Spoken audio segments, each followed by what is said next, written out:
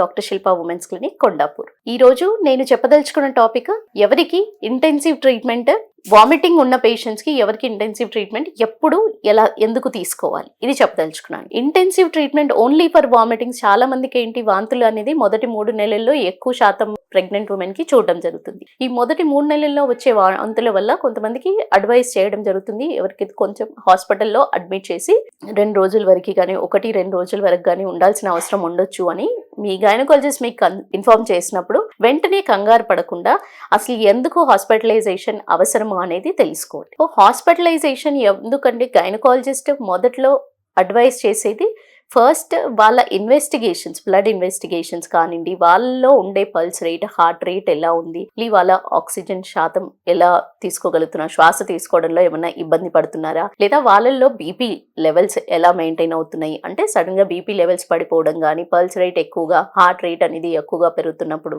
Dehydration status basically ఏంటి అంటే వాళ్ళల్లో శరీరంలో ఉండే వాటర్ శాతం అనేది తగ్గినప్పుడు. అండ్ దాంతో పాటుగా కొన్ని రకాల బ్లడ్ ఇన్వెస్టిగేషన్స్ అంటూ చేయడం జరుగుతుంది. బ్లడ్ ఇన్వెస్టిగేషన్స్ తో పాటు యూరిన్ ఇన్వెస్టిగేషన్స్ కూడా చేసి శరీరంలో కీటోన్ బాడీస్ ఎంత ఉన్నాయి.